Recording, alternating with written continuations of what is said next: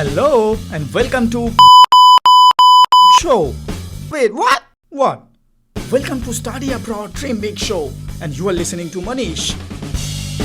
This is a series of podcasts that shares international students' thoughts and experiences while studying abroad. This series will help prepare you both mentally and physically for your time abroad and also allow you to implement positive changes upon returning to your home countries. Please enjoy meeting our guests and getting some ideas on studying abroad from our show.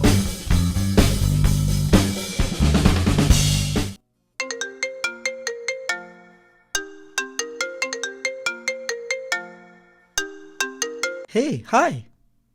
Are you on your way? What? Oh, it's all right. Yeah, I can understand. You don't worry, please. Yeah, everything will be fine. Sure, I can manage. Okay, yeah. Oh, you are sending me that? Wow, that will be great. Please do, please.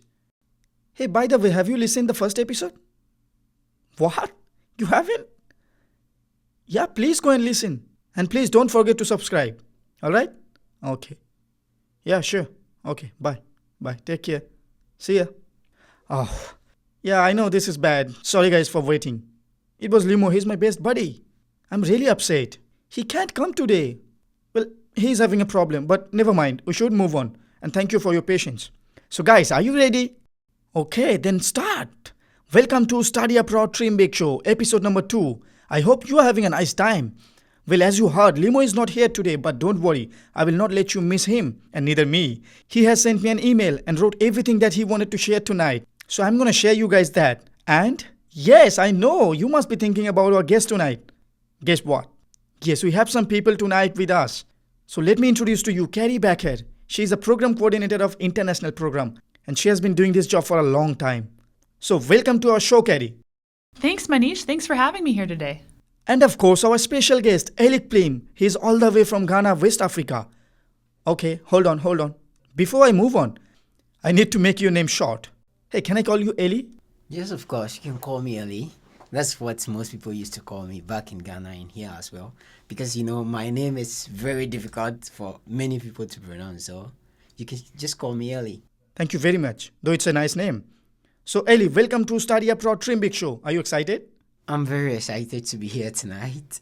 It's just amazing. Here with my program coordinator is just awesome. Eli, today we are going to focus on challenges and problems of an international student. I mean, what are those ways that challenge international student while studying abroad?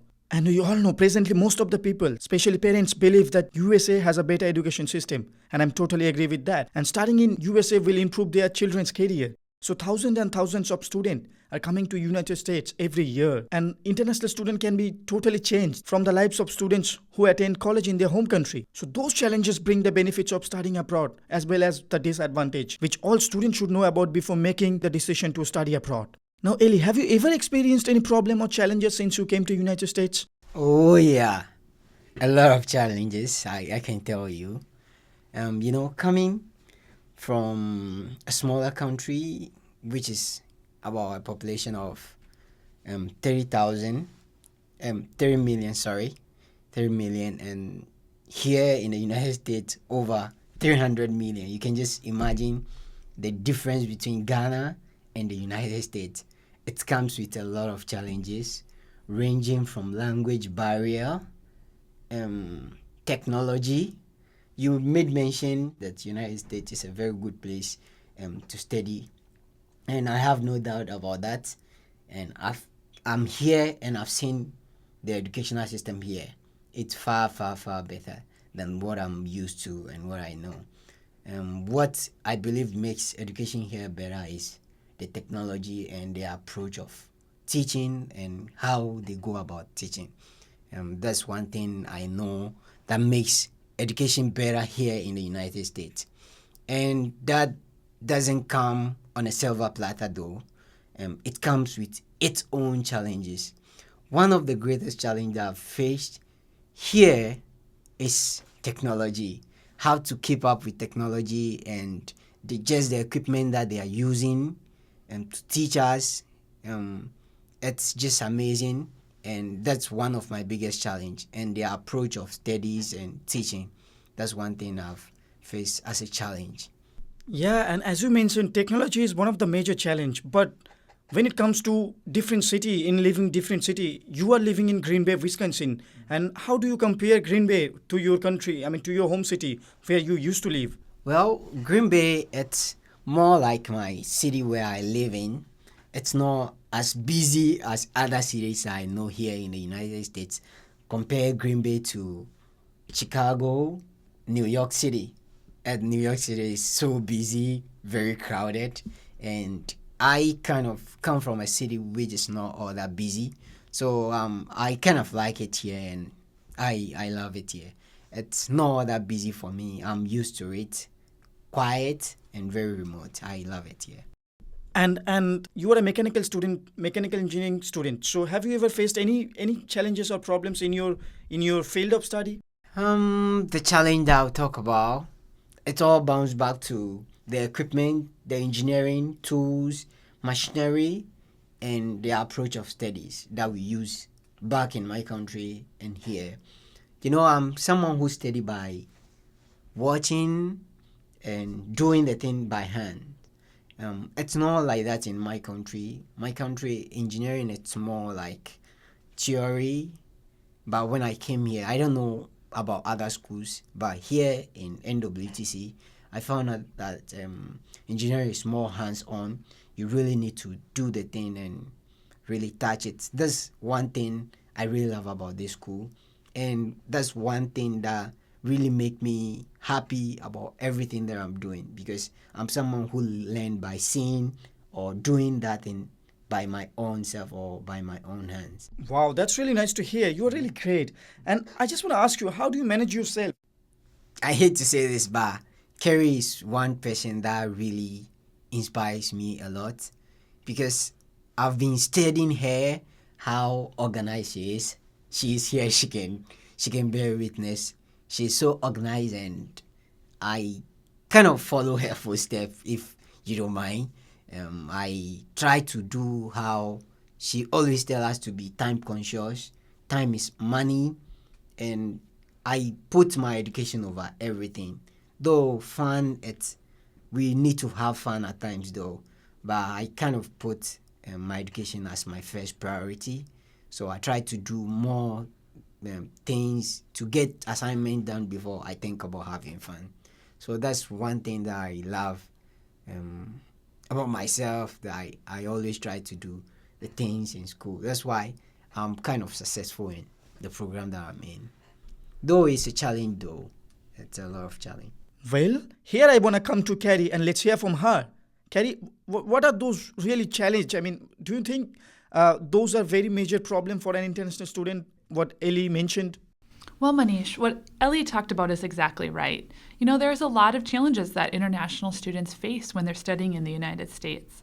They have a lot more barriers to overcome than a traditional college student from the United States might. In my opinion, one of the biggest challenges that international students face, especially students who come from countries where English is not the native language, is it's difficult to study in a different language, right? International students who come to the United States have to, a lot of them know English, and a lot of them can use it very well. However, using English in an academic context is more difficult than using it just on the street with friends. It's easy to make mistakes and to talk with friends on, when you're just hanging out. But if you're in a classroom and a professor uses a more complicated term that you've never heard before, that can be really overwhelming and intimidating. International students are having to learn new words in textbooks. They are learning new words from their instructors and the professors. Even from other students in the classroom, they may be hearing new words and having to use new words that they're very unfamiliar with. So I think that's probably one of the biggest challenges that non-native English-speaking international students face. Some of the other big challenges are the educational system.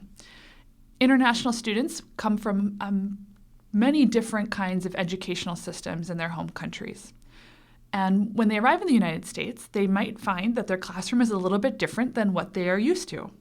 For example, instructors and professors in the United States want their students to ask questions.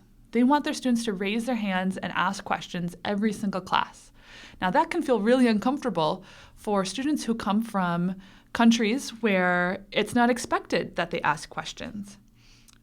Instructors want you to participate in class. They want you to engage with the other students in your classroom. Maybe they want you to engage online through discussion boards. Another big difference is our instructors and our professors in the United States usually expect you to attend every class. Now, that can be challenging if you're from a country that maybe that wasn't a requirement. So the educational system in the United States is fairly different than many other countries. You know, Manish, one of the last big differences Manish, one of the last challenges that international students faces is having to deal with culture. Every student, no matter where they come from, whichever country they come from, has their own culture. And when they arrive in the United States, students find out that U.S. culture is maybe different than what they were expecting. Maybe they were expecting culture as what they see on Hollywood movies. You know, maybe they're expecting it to be just like that. And they're surprised to find out that it's different. Culture is different even based on the city that you're from. So a student who's studying in Green Bay, Wisconsin is going to have very different culture than a student who is studying in Chicago or in New York. Every place is a little bit different. And having to learn to adapt to that culture is something that international students have to deal with every single day. All right, I think it's time to have a look on Limo. Do you remember Limo has said something to us? So let's go and have a look on what Limo has said. So, Limo thinks, first of all, being an international student, you're supposed to stay alone and lead your life by your own. Most of the time, you don't get so much support from others. It's kind of solve your problems by yourself. So, in such an environment, students gradually become independent from their family. That's true. And when they go back home, their home country, to their family, the family starts interfering in their lives. And there comes the problem. They start feeling hesitation. Limo, that's a good point. And then, Limo is saying, loneliness is the major problem of an international student. True. The first 3 or 4 months is going to be so tough to get fit into new place. And then you may start feeling a little bit comfortable. But during the first 3 months, you're going to face a lot of difficulties and changes. The new place will give you their cultural shock. And if you are totally unfamiliar with your new place and culture, then you're going to run into trouble.